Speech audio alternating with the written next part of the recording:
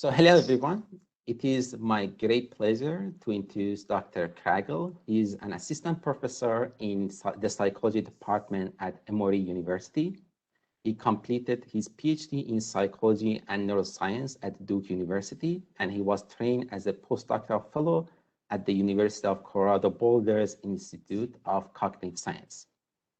His research explores the brain and computational basis of cognitive and affective behavior in humans, with particular focus on understanding the nature of the emotion, like where they come from and what makes them unique from other mental phenomena. Like all of you, I'm looking very much forward to hearing about his research on emotion representation in the human brain. Without further ado, I will let Dr. Kragel to take it from here. Thank you for the kind introduction. So today I'm going to be talking about a question that's near and dear to my heart, and it's particularly interesting to me because everyone has a common sense understanding of what an emotion is. It's a fundamental aspect of the human experience. People associate emotions with different aspects of experience, with changes in physiology, changes in perception, decision making, every aspect of their life. Yet scientifically, emotions can be notoriously difficult to define.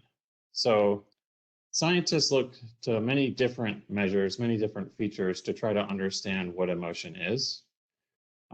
Classic theories have looked toward facial expressions, towards action tendencies in the body to respond to different events in the environment, towards changes in peripheral physiology, including cardiac activity and respiration, and changes in the viscera. Right? They've also had a long history of looking towards subcortical brain structures and looking for a seat of emotion in the brain. Additionally, they've looked towards patterns of thought and cognition to try to understand what exactly it is that emotions are and how they might be manifest and produce changes in our behavior. Now, what's really challenging here is that emotions, obviously, because they're associated with so many different features, they can be difficult to measure objectively and to pinpoint down in terms of an objective model. So because these measures tend to be correlated with one another and they have different coherence, it can be difficult to use it when focusing on a single measure to have a good measurement model of what an emotion is and provide a good account of what they are and where they're coming from. So as a result of this complexity and the many features that are associated with different emotions, researchers have often gone to low-dimensional characterizations of emotion that are pretty intuitive and are shared across individuals. So what I'm showing here is one very common model based on phenomenological self-report and language and subjective experience that organizes emotions primarily along two dimensions. The first dimension here, which explains most variance in emotion reports, is referred to as valence, which ranges from unpleasant to highly pleasant. And the second dimension that characterizes the second most variance in self-report ranges from low activation to high activation. So it's thought that we can model emotions as locations in a low-dimensional space, such as this one, although many others have been proposed as well. And by doing this, we can focus on simpler measures that are thought to be more basic and can be easier to quantify. So measurement models here and our ability to explain emotion in a low-dimension tractable way, either when designing experiments or when measuring emotion, is really limiting the degree to which we can characterize emotions with high fidelity that's consistent with how the brain is processing emotion. So through this tradition of research, we've really shaped how we're thinking about emotion theoretically based on how we're measuring emotion.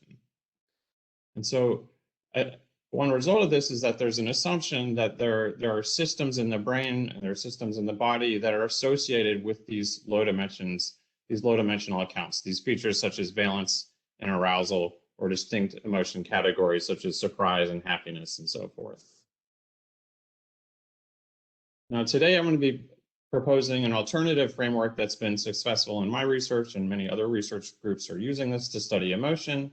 and is that's not to first focus on the phenomenological experience of emotion and focus on the dimensions that explain most variation across different instances, but rather to use a more data-driven approach to try to characterize how the brain itself might be processing these rich multidimensional events.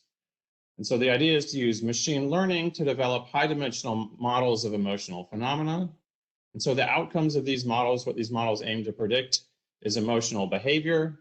In my work, this is often predicting emotion self-report. It could be predicting, labeling of emotional situations. But the goal is always to reproduce the phenomena of interest, as opposed to trying to characterize some dimension that we assume is an organizing feature of emotion. So it's really reversing that equation and trying to predict behavior instead of trying to test a theory or some aspect of a theory. So there are fewer assumptions about what's driving these theories. And to evaluate whether or not these models are accurate and faithful representations of emotion, by using machine learning approaches, we can prospectively test these models in future data and future causal manipulations to provide stronger tests about the nature of emotion and let the data drive our understanding rather than having limiting assumptions that emotions might be organized in a low-dimensional space.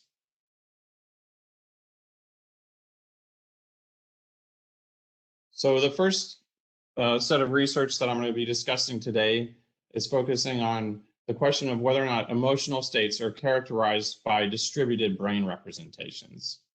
Now, this gets at one of the core assumptions of many theories about emotion, and that is that emotions should have dedicated brain systems, be they dedicated to valence and arousal or dedicated to specific emotion categories.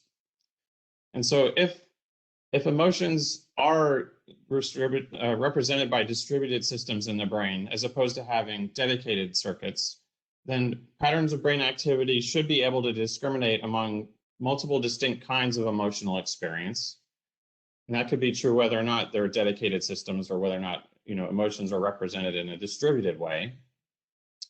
But then importantly, if emotions are distributed, then information about them should not be contained in a single system, in one dedicated circuit, but it should be distributed across many systems. And so we can, using machine learning and feature selection approaches, we can make that more explicit as opposed to qualitatively interpreting the results of studies.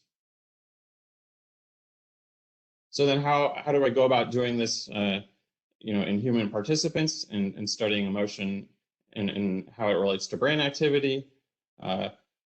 So one common and very effective way to do this is to use naturalistic stimulation. So here this is using with functional magnetic resonance imaging and healthy individuals, showing them rich naturalistic stimuli, including cinematic film clips that evoke multiple kinds of emotional responses. So here we were targeting subjective experiences, including states of contentment, amusement, surprise, anger, and so forth. And so we use multiple kinds of stimuli here, both movie clips with visual content and language, and then also music clips that didn't have any language and differed in terms of their content, so we could try to develop models that were more generalizable. So they wouldn't be linked to a single type of stimulus, either a specific movie clip or a specific type of music. And so based on responses to these stimuli, we asked participants to evaluate in the moment following stimulation how they felt. And we asked them to do this both in terms of categorical variables targeting the states we aim to induce, including terms such as, did you feel afraid? Did you feel scared, and so forth. Additionally, we assayed a number of dimensional variables to do a more formal model comparison of categorical and dimensional accounts to see whether or not subjective ratings of valence and arousal actually organize the brain states that were evoked by these specific types of stimuli that were organized in terms of categories such as fear, anger, sadness, and so forth. And so then based on these data, we could evaluate whether or not, first, whether or not participants experienced robust emotional states in the scanner, And then secondly, whether or not brain states reliably differentiated between these emotion categories and how they related to self-report.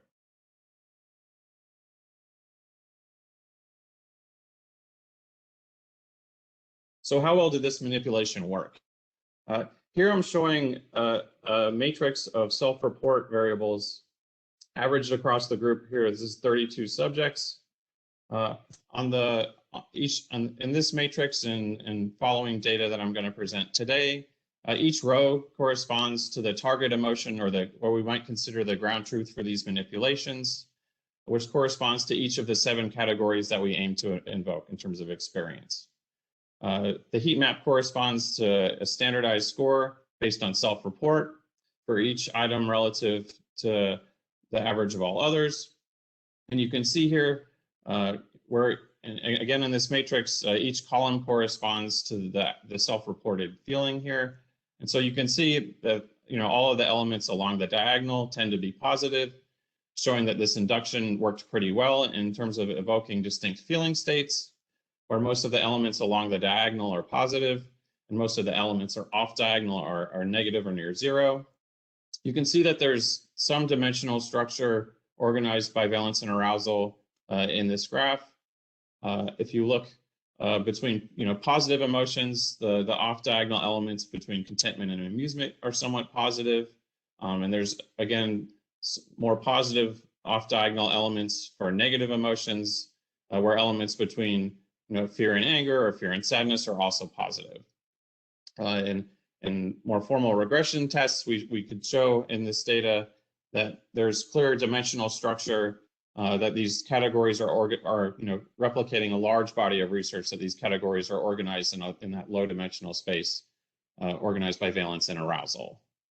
So this manipulation worked very well in terms of evoking the types of experiences we were aiming to model. And so then the question is whether or not we can use multivariate approaches to distinguish among these multiple brain states evoked by these stimuli, and to test the degree to which they generalized across individuals.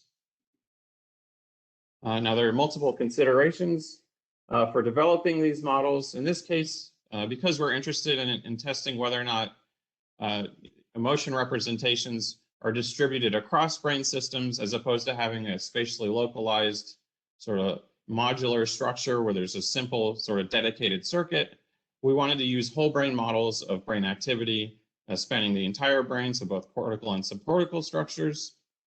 And so in this case, fMRI data are very high dimensional. We've got tens of thousands of features, right? And we only have, in this case, there are a total of 28 stimuli per subject and 32 subjects. So we clearly have far fewer data points than parameters we need to estimate for these models. So we're using popular regularization approaches. In this case, partial least squares regression, to do discriminant analysis to find a decomposition of brain activity that's both a good predictor of variance, variation in voxels that we measure with fMRI, and then additionally, this decomposition is a good explanation of the categories that we aim to evoke with the experiment.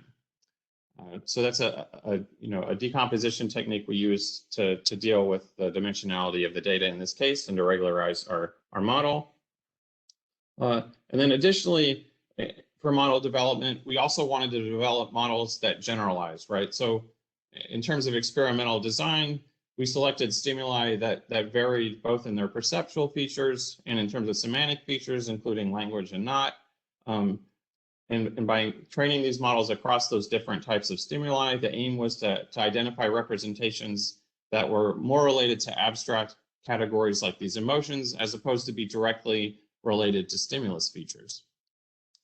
Additionally, to develop models that generalized more broadly, because individuals could be focusing on different aspects of stimuli, or they might have different experiences that they bring with them to the experiment. We aim to train these models on data from multiple subjects, and then to prospectively test them on independent subjects, either using cross-validation or out-of-sample tests in subsequent studies.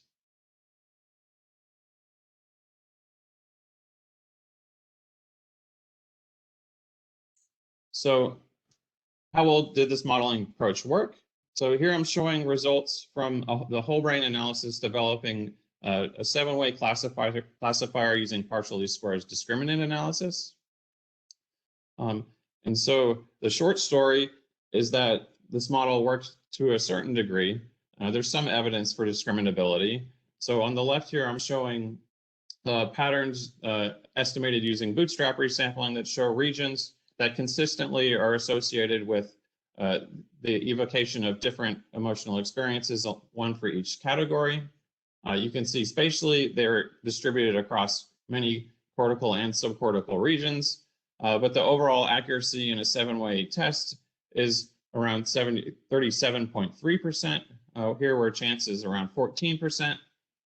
So it appears there's considerable information above chance in terms of this performance. But then the real important question here is, what is the nature of the representation and where are these errors coming from? To do that, we can look at the confusions across classes and try to model the information and where the errors are made across these categories. And so on the right here, I'm showing the confusion matrix. Again, where rows correspond to the ground truth categories and columns correspond to model predictions. You can see based on the overall accuracy of 37% is above chance. Most of the elements are falling along the diagonal again, as opposed to the self-report, where there was a tendency for there to be more similar ratings for items that either shared valence or arousal. Here, that's not as much the case. There are a few classification errors between positive emotions. So here between contentment and amusement, or between emotions that shared valence, such as fear and surprise, or excuse me, that shared arousal, such as fear and surprise, or between similarly negatively valenced emotions. So the structure of errors here really is quite different from that of self-report, in that there's no clear organization by valence and arousal when considering whole brain responses in response to these emotional stimuli. So this suggests, at a first pass that, brain responses to emotional stimuli have quite a different structure than that of self-report when considering, all of the brain systems. So at a global level, if these representations are distributed, and this is the nature of emotion, then we could, make a strong claim that, emotions aren't based on these simple, dimensions of valence and arousal, and they might be better characterized by other features. But to support that claim, we would want to show that, these are in fact distributed representations. It's entirely possible that, just because these patterns are spatially distributed, it may not be the case that information is actually independently coded across all of these regions. This could be, in theory, a circuit for amusement, where the same type of information is encoded across all of these voxels in a very similar way, such that sampling more of those voxels and including them in a model doesn't actually improve model performance. So to test that question, we developed some methods using random subsampling to try to get at the nature of the information content and whether it was coded relatively locally just within these regions, as a putative circuit, or if it was coded in a more distributed way where there's unique information contained across regions. So just to spell this out a little bit more clearly in terms of what type of evidence would be in support of a local representation, as I just suggested. What we can do then is do a random subsampling of voxels across brain systems, right? So if within one portion of cortex within one system, so here looking at the salience network, if we sample more voxels from this brain region, right, we would expect that the performance of a model could increase monotonically as we sample more of this region if there's information related to emotion in it. And so this would be consistent with local representation. And further, if information about emotion was only contained within that region, right, and no other region, then if we subsampled from other brain areas, model performance would be relatively flat as we included more voxels. But then most importantly, if we sampled across systems, then we wouldn't see any additive effects where model performance would be better when we sample across brain systems. Right now, the converse, if we did in fact have distributed representation, what we would expect using this method is, we would expect to see the same effect when sampling within this region, the salience network, if there's information related to emotion there. If there's additionally information coded in the default network, right, we would expect performance to increase monotonically when we're sampling more voxels within that region. But importantly, when we sample across regions, we would expect to see an additive effect where there's a boost in performance once we're reliably sampling across both systems. And so we can formalize this in terms of random subsampling and fitting parameters to these monotonic curves, and then do comparisons of fits of these curves to evaluate the degree to which information is distributed across a parcellation to get at both the degree of distributed representation and the way in which information is distributed. So in this case, looking at the nature of representation across large-scale systems in response to these emotional stimuli, you can see that here I'm showing this sampling procedure performed for multiple large-scale networks. So this is the 7 networks from the Yo et al. 2011 parcellation. You can see that they're modest increases in performance when sampling within a single brain system. So sampling in the limbic network and default and the visual network show modest improvements in model performance, where most of these models are above chance levels of 14%. So there's clearly information contained within individual regions. But then importantly, when you sample across these large-scale systems, you get a significant boost in model performance where the model's performing about 10% better accuracy-wise than the next best single system, suggesting that there really is independent information contained in each of these systems related to emotional responses, and that there's not just a single dedicated circuit where all of the information for each emotion is effectively the same. So it's not that there's redundant coding of some dedicated system that's doing in effect the same thing or coding the same information, but there's actually distributed representation of independent information across brain systems.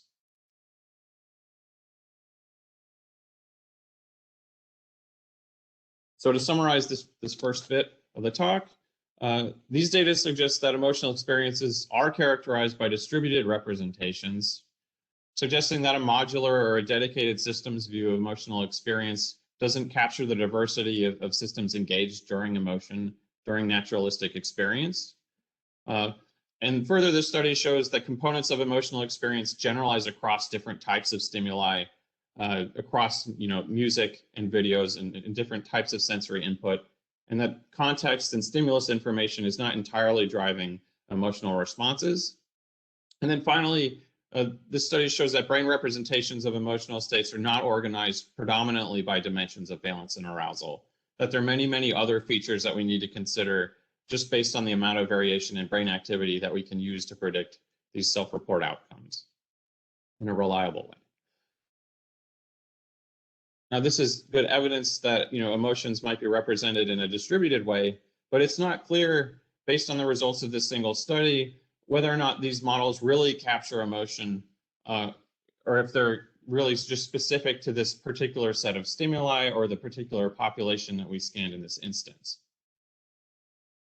So what we were interested in testing in follow-up studies was to ascertain whether or not the activity in these types of patterns that were evoked in response to evocative stimuli have meaningful dynamics at rest in the absence of stimulation. And then additionally, if they could be used to capture individual differences in mood and personality. And the logic here is that, if emotions are, responses, or if they're the result of brain systems that are active and coordinated together, then an individual that differs in terms of mood or temperament, we should be able to detect differences in the dynamics of those systems spontaneously at rest with resting state fMRI. And so to answer these questions, we applied these models in a separate sample of individuals. This was part of the Duke neurogenetics study. collected while I was there doing my dissertation work. And so in this work, we were interested in seeing if we could apply these 7 models that were trained on naturalistic stimuli to see if we could apply them to resting state data, where we would take a 4-dimensional time series of resting state data and apply these 7 models in a moment-by-moment way, reducing this 40,000 dimensional time series to a 7-dimensional time series that we can inspect and relate to individual differences in mood and temperament.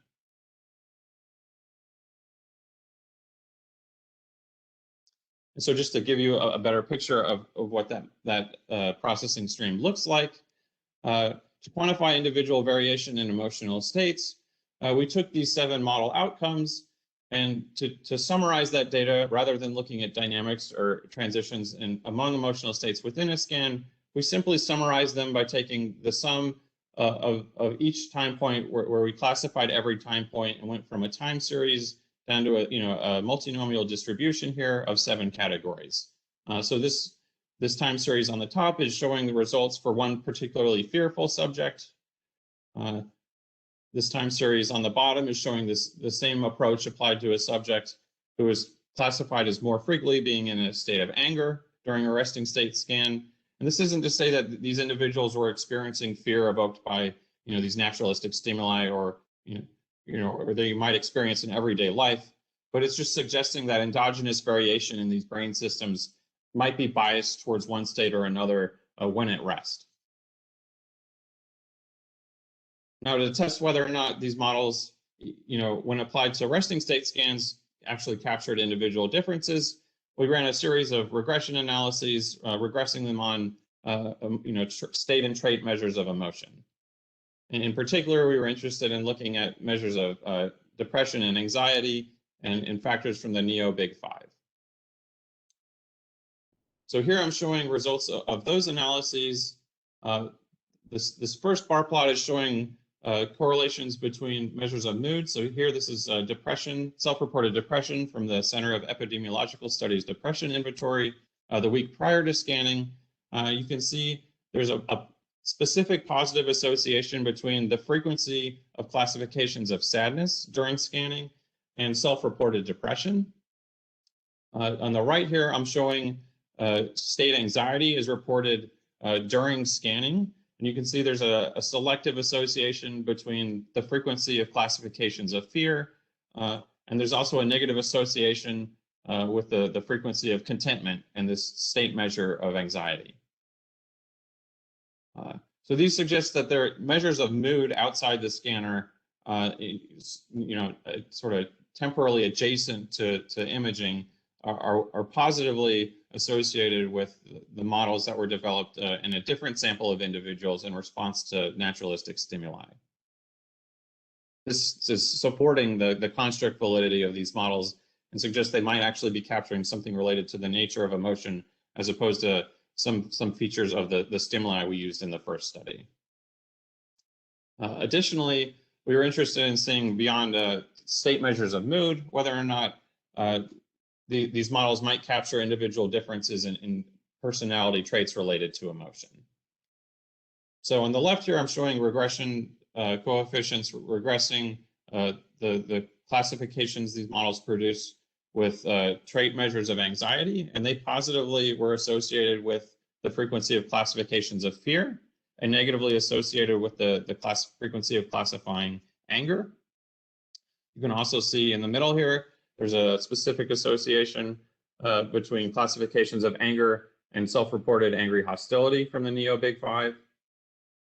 And then also there's a less specific association between trait depression and classifications of fear and sadness from these stimulus-based models. So the second study shows that these brain-based models do generalize across individuals and contexts to a certain degree, such that differences in model output do co-vary with related constructs, even in the absence of stimulation. So there was some specificity in the associations with different constructs, as I just showed. This suggests there's discriminant validity, such that fear and models for fear and sadness and anger dissociated from one another and that they selectively were associated with trait measures of emotion. And then finally, generalization of this resting state activity suggests these states are not entirely stimulus dependent, that to a certain extent, individuals might have brain states that are highly similar to what is evoked during these sort of prototypical experiences of emotion that are evoked by hand-picked film and music clips. So the final question I have that I'm interested in investigating today is based on the pattern of results that were observed in these studies. And that's investigating how sensory systems are involved in emotion processing. Now, one feature of these models that was particularly striking to me, given that we aim to develop models that generalize across different sensory systems by training them on responses to videos and music, these models, despite this attempt, there were response patterns in visual cortex and auditory cortex that predicted these emotional states across these different types of stimuli. And so it could be the case then that sensory cortex is being modulated to bias perception, and that this could be the result of some emotion system. And that's what we're capturing here is modulatory information rather than some other process.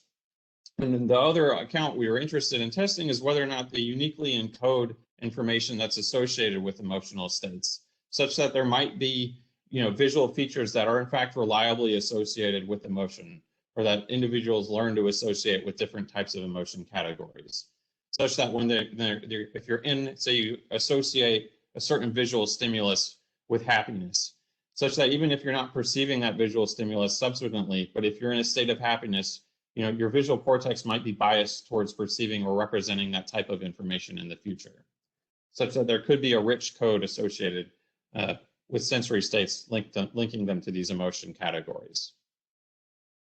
So if this is the case, if sensory cues do reliably predict different emotional situations, we should be able to model this in a data-driven way, right? If this is the case, it should be possible to identify the emotional response an individual has, evoked by a scene based on an image or sensory features of that scene alone, right? And then additionally, if this is the case, brain representations of these canonical situations that we associate with different emotions or emotion schema, they should be encoded in early sensory cortex. And so the idea is that there should be a direct pathway, a direct feed-forward pathway from the retina to the occipital lobe, where there are distributed representations of these different types of categories that we can read out. So this logic, this sort of forward modeling using neural networks, was inspired by older work, but more recently by Jim DiCarlo and Yeamans have done work in this space using approaches for modeling neural networks to achieve object recognition. And so we were interested in using a similar approach to characterize responses, human brain responses to emotional situations. So we took an artificial neural network that's widely used for object recognition. This is a depiction of that model. It's AlexNet. It's a convolutional neural network. This network learns increasingly abstract representations of visual features. So here I'm showing an early convolutional layer. The model learns to represent edges and blobs. In the intermediate layers, it learns to represent different textures, different parts of objects, and then ultimately in the final layer, learns abstract representations of different object classes. And so based on the success of using these models as a model of the human visual system, we were interested in seeing if we could use this approach as an entry point to explicitly modeling how the brain transforms sensory inputs into more abstract emotion representations that might be used to coordinate behavioral responding. And so to do this, we used a very similar approach. We used the same AlexNet model. And so here the input, instead of using images of objects that have been labeled and have been classified for object recognition, here we're using a large database of emotional videos of over 2,000 videos. And we can use that video database to retrain the last fully connected layer of this model. We investigated a wider range of architectures and different training possibilities. we retrained this last fully connected layer and aimed to see if we could identify the emotion category identified by human participants when they viewed these videos. And so to do this, we extracted all of the frames from these 2,000 videos and selected 80% of them for training and split the rest for testing. And so then we could test the accuracy of this model on that held out test data set and a variety of other use cases. And then importantly, the critical step here is to see whether or not this model can be validated against brain responses to the same sets of images, to see if there's convergence between activation and these retrained layers in this neural network and human brain activity during the perception of visual stimuli. So how well did this model work? So here I'm showing a confusion matrix again on the held out images and one validation of this model. Again, just as a refresher, the rows here correspond to the ground truth categories. The columns correspond to the model predictions. On diagonal elements correspond to correct guesses. Vertical bars actually correspond to false positives. You notice that there's some categories the model is particularly bad at. This particular column where it makes the most false positives is actually for amusement. So you might say this model has a bad sense of humor. The overall performance of this model is decently above chance, but it still has a long way to go, which you might expect given the many different response systems that are involved in emotion, and that emotion is not just about visual perception, but this suggests that there's some information that you can reliably read out just from the nature of the visual percepts someone's experiencing during an emotional episode. And so the model performance here was 23% overall, but importantly, we don't know which of these categories or what sort of grouping this model suggests might be structuring visual responses to these stimuli. So we developed a clustering technique where we could identify in a data-driven way which pairs of categories could be discriminated from one another. And so this revealed a structure of 11 distinguishable emotion groups. And so you can see there's some face validity in the grouping that the model performed, although some of the groupings don't make as much sense. Just for example, some of the groupings shown do organize based on valence, where adoration, amusement, and joy, which are all positive, tend to be grouped together. Fear and surprise are grouped together, which share arousal. Other things such as boredom and disgust got grouped together, which perhaps doesn't make as much sense, but it could be, we can inspect why this model made these errors in this way based on visual properties. And so this suggests, points of entry for dissociating visual aspects of emotional processing from a more intuitive understanding based on self-report, which tends to be organized solely by valence and arousal. And so to understand whether or not this model is consistent with brain representation of emotion, then we investigated whether or not activation in this neural network model converged with activity in human participants when they're both shown the same images. So to do this, we showed participants 112 emotional images during fMRI scanning. This is in a sample of 18 subjects. And so then we can show this artificial neural network the same set of images and examine activation in that last fully connected layer where there's one unit per emotion category, and see if there's convergence using partial least squares regression here to see if there's a clear mapping between brain activity and representations in this artificial neural network. And what we found was that there was a clear correspondence between patterns of activation in visual cortex and activation in this neural network. Here I'm showing, again, a plot showing the degree to which these representations are distributed both within individual anatomically defined portions of visual cortex and across the entire visual cortex as a whole, here shown in black, and then also in a whole brain model where we could do random sampling across the entire cortex to see how much information might be distributed across systems. And strikingly, information here was best characterized as being localized within the occipital lobe in the visual cortex, as opposed to throughout the whole brain. So what this shows, as opposed to using a more data-driven approach to just modeling brain responses using decoding, if we constrain the features that might differentiate emotions using artificial neural networks based solely on visual inputs, we find that representations like this model learns are better mapped onto the visual system.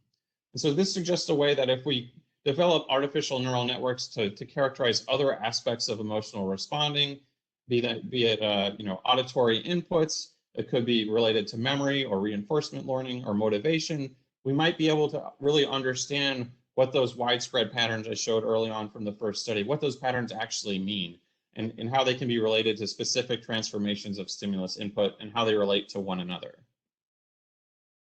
So this is quite promising for using artificial neural networks as a way to filter out the rich multidimensional information that's contained in brain responses and to better understand really what's driving these models. So these data show that emotional situations can be characterized by distributed sensory representations. In information alone, information contained in an image on its own can be reliably mapped to different types of emotion categories using artificial neural networks. And that the information, these rich codes for multiple kinds of emotional situations are coded in early visual areas, but not in other brain systems. And that these types of categorical representations in early sensory cortices likely act to constrain downstream processing and behavior and point to directions where we could have more complex artificial neural network models to explain emotional responses.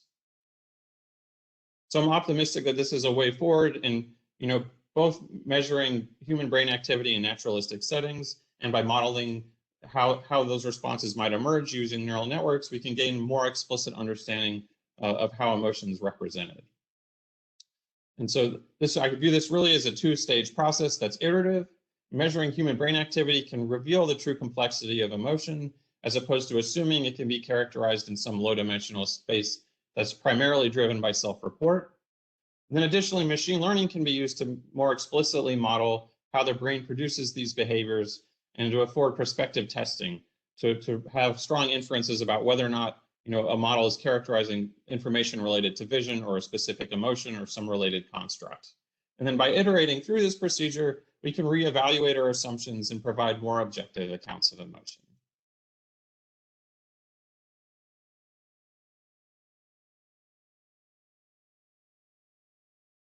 So thank you. I'd like to acknowledge my funding sources and my collaborators who worked with me during my training and really drove and inspired me during this time. So thanks. Thank you very much. It was a very interesting talk. I personally have so many questions, but I will hold mine for the end if others have questions. So if you have a question, you can share your question in the Q&A panel, or you can, if you want to ask in person, you can just let me know and I will unmute you.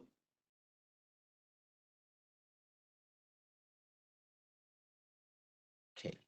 So while we are waiting, I have like a couple of questions. I will start with one of them. The first one is more philosophical, I would say. So the concept started with the fact that we want to move from those classic low dimension categorical step, right, framework. But when we are training these machine learning model, we still have some labels, right? And those labels still come from the classic category. Would you elaborate on that? Right. So these models are clearly constrained by they're supervised models. They're not going to be learning anything that's there's no new information outside of those labels already, right? So if they're working perfectly, they're just recapitulating those labels, and in theory, there's nothing to be gained there. I think like that's such a strong assumption that those labels are the ground truth. Those labels, the work I presented today is based on normative labels of situations.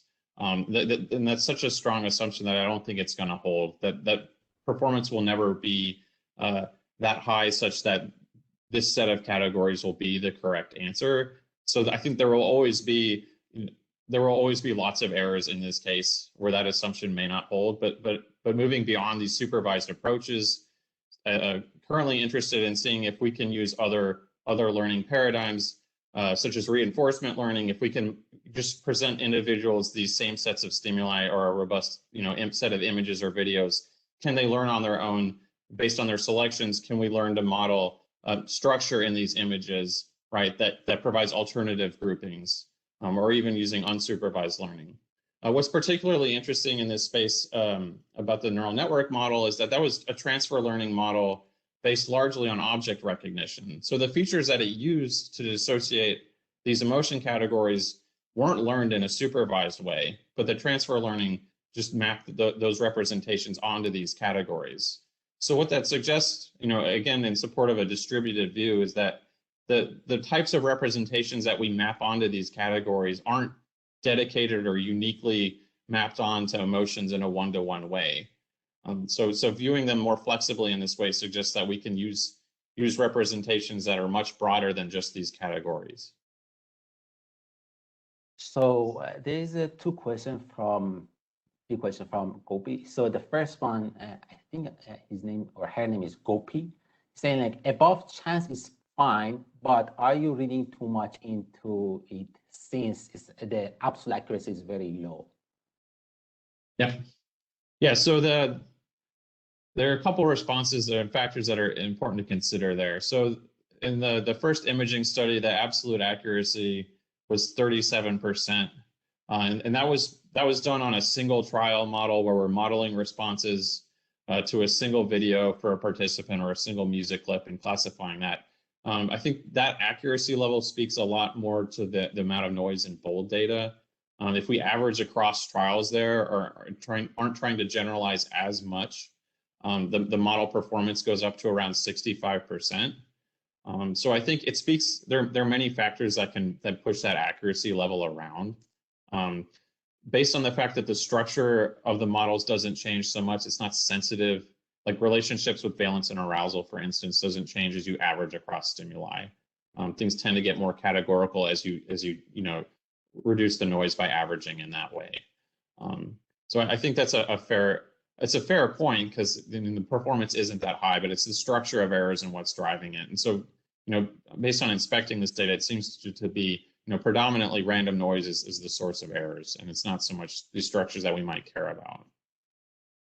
And his follow-up question, which I think you cover, is he's asking like if the model can be poor or the categories are probably not correct.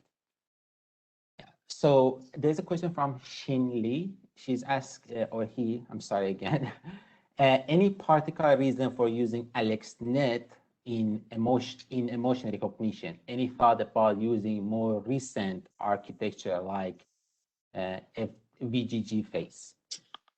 Mm-hmm.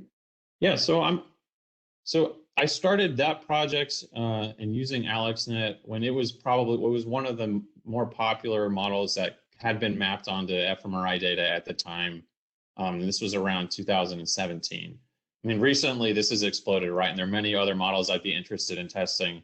You could think of if you're familiar with BrainScore, which is trying to quantify the degree to which neural net, convolutional nets are doing a good job of predicting brain data. You could think of an analogous BrainScore for emotion here to see the extent to which different neural architectures are doing a better job of predicting brain responses to emotional stimuli and reproducing emotional behaviors. So I view this as just the starting point of that sort of work and identifying what is the architecture that best reproduces emotional behavior and predicts brain activity. Are the same principles guiding that architecture as would be guiding object recognition. I wouldn't anticipate, if this is a faithful model of emotion, it's not going to just look like object recognition. All right, we're only at 23% accuracy here, so it's really just a starting point and seeing what are the architectures that we need to do that. Yeah, it would be really interesting to see, looking at these more recent recurrent models and the ones that are doing good in terms of BrainScore. So it looks like there's another question here that's saying how to get a good baseline for a user, the way that subjective signatures for a participant can be normalized out, and how repeatable are the findings for a user given specific stimuli? Right, it's interesting. So I guess to clarify a little bit, what sort of baseline are we talking about?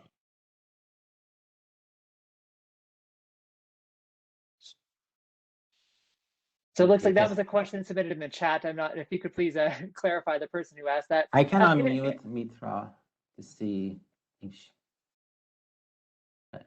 Mitra, I unmute you if you want to ask your Yeah, question as thanks so well. much. No Yeah, problem. thanks, Armin.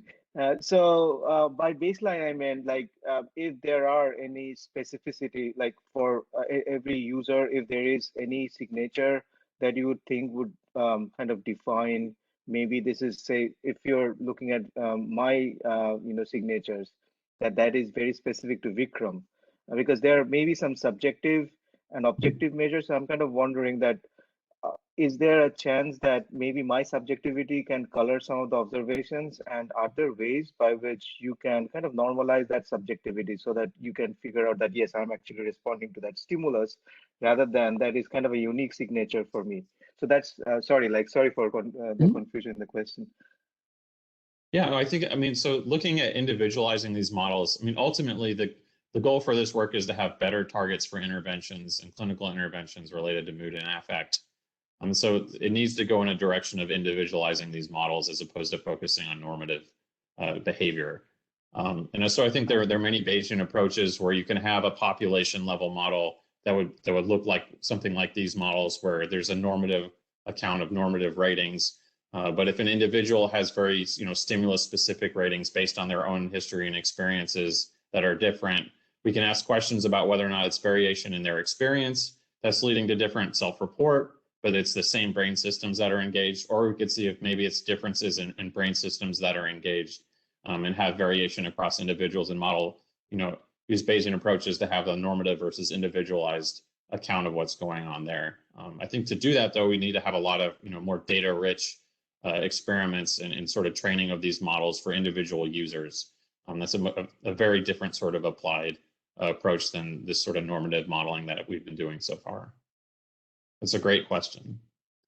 Yeah, thanks so much. Very, very exciting talk. Thanks. And if I could just follow up on that, I had a question as well about emotion granularity, whether you've measured that in your participants, whether you think that might impact that sort of how discriminable these patterns are across different instances within those participants. Yeah, so emotion granularity, it's also a very good question. So we don't, in these studies, we haven't measured emotion granularity thus far. So this work, it's, again, the focus is on, let's find the stimuli that, this is sort of early days in this area of research. Let's pick the stimuli that will generalize across people, that normatively people will rate pretty much the same way. So that was less of a concern here. If you're taking this to real world situations where, people might describe situations more differently and there's much more nuance to their emotion, that's going to likely be much more important in getting at that level of description. I think it'd be interesting to try to understand in terms of granularity where that is different among individuals. Maybe early sensory processing is in fact not that different. But then when it comes to elaborating and making finer distinctions in other systems, that's where that breaks down. So I think that it's an important future direction to see where that change occurs. I'm interested in right now actually looking at image captioning and doing models of generating meaning of these types of images, as opposed to just doing like a 20-way classification or some relatively simple task where you could get at granularity of the actual language they're producing or the meaning they're taking away, and have that be a richer measure so you could actually get at that difference, as opposed to sort of forced choice discrimination on more canonical sorts of stimuli. So if I can follow up, there is a kind of relevant question. So in the work that you were showing that you use the postulation of the network from Yo, or like a prime cortex that you show at the end, in all of those, like you were doing subsampling and showing like that specific network alone, when we add more network, we'll have a more higher accuracy. Probably the information is distributed across the brain. So what if the functional source or the spatial distribution of these networks are not only limited to predefined region, right? So maybe for someone has a different spatial pattern that are like the different regions are involved and also may change over the time, right? So any thought on that? Yeah, it's interesting. I mean, that's a good direction to take this, right? Where you could have individualized parcellations, right? I guess that then you have the classic trade-off of what's the precision of estimating that parcellation for that person, right? So then you've got a much more complex estimation procedure because you've got a new source of error in estimating the parcellation, which is going to contribute to your error in estimating whether or not it's distributed or not. So it's sort of exploding complexity there. I mean, I think so that would be a very interesting thing if it worked and you could estimate that and in fact show that there was either more or less evidence of distributed representation based on individualized parcellations. Because I mean, it's true that like these parcellations do vary over time with people, right? Yeah, like maybe even within one subject, salience network change over the time, like across different emotion. That's a thought. So there are questions on the Q&A if you have a time. Yeah. Okay. So the first question is, in the last work, you use AlexNet as a model, which basically implement the primary visual area. Then you found most information laying on the visual primary cortex. Is this not based on the fact that AlexNet don't model accurately area beyond the primary visual one? So he's saying. Yep. So that's a very good question. So I think one of the key findings and one of the key outcomes for work on object recognition is actually explaining information in ferrotemporal cortex where there are more abstract object features. And that's the main outcome for BrainScore and current efforts is looking at in ferrotemporal cortex. So what we found, which is different, that motion representation is not so strong in inferotemporal cortex relative to the occipital lobe. So what's really driving this representation is a large combination of relatively low-level visual features, right? And a nonlinear combination of them that's across those earlier visual areas. And so that's the main distinction there. But it's striking to me that information is not also conveyed in other brain systems. So including information outside of the occipital lobe really doesn't improve performance. So it is something about a nonlinear combination of these visual features, which is driving what that system learned. Okay. So before I ask the next question, if you and Jeffrey are okay, I will ask one more question. So assuming, which many people says, that if functional processing comes from communication, functional communication, would it make sense instead of looking at the brain activity, you will start looking at the brain connectivity, or you have done this before, to see how different region in specific emotion interact with each other? Mm-hmm. Yeah, so there's been research by Larry Newman's group looking at connectivity and to see how differences in functional connectivity evoked by these types of stimuli is predictive of these different types of situations. So I think there's likely information in both approaches. And a lot of what you're characterizing with this partial least squares that I'm using here is covariation, but it's not formalizing it in terms of estimating a covariance matrix. Okay. So I think it's sort of a rough way of getting at that, but not explicitly formalizing it. I think for this work, we went with a relatively more parsimonious approach of just looking at activation as a start. I think it blows up model complexity again, trying to estimate that full whole brain covariance matrix. So but I mean, it's an interesting but a challenging point to get at.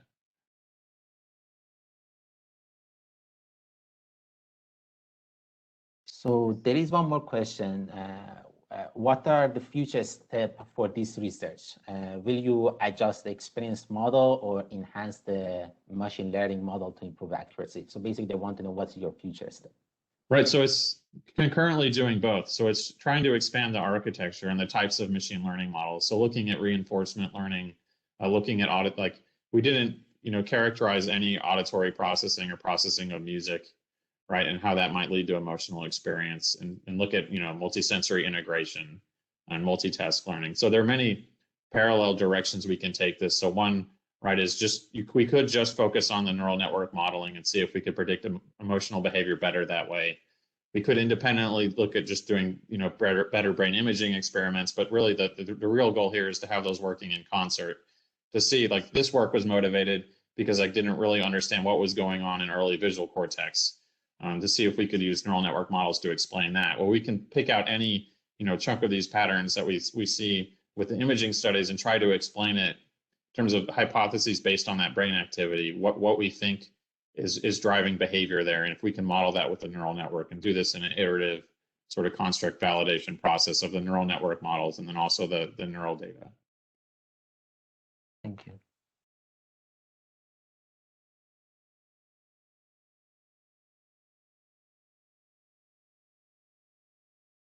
So I don't see any other question.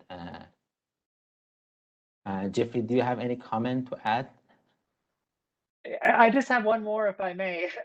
I'm a bit curious. So we had Lorenzo Pasquini was here yesterday presenting some of his work, and he talked about autonomic nervous system patterns and sort of it showed that they were quite stable across different instances of different emotion categories. And I'm curious, sort of, you've shown that, for example, what you see in visual cortex is a bit different than what you see in other cortical regions, and whether you think sort of the level of stability in these representations might be different across levels of the system. Right. So in terms of centrally versus peripherally levels of the system? Yeah, or even sort of cortically compared to subcortically, or whether however you decide to partition that, whether there could be sort of differences in stability throughout. Yeah, I think as you move away from the sensory apparatus, right, you're more likely not to have that, reliable sort of exteroceptively driven representation, right? So that's going to clearly change a lot in V1. As you move away from that, it's probably going to be less reliably yoked to the environment, right? So that's where you probably have more room for more stability, I guess, depending on that. So and really, in the context of the scanning environment, I might not expect there to be great changes in systemic ANS activation. All right. So depending on the context there, like autonomic nervous system isn't for producing emotional responses; it's for regulating the body, right? So we're not gonna. It's probably likely that there'll be stability there, and the changes there might be comparably small. But I think that the two endpoints where we might get the most traction is, starting one from the stimulus and then also moving in from the actual behavior itself and effectors. In terms of if we're looking at decision making, we could go in motor and evaluative systems, and we that might be the next sort of promising target. Great, thank you.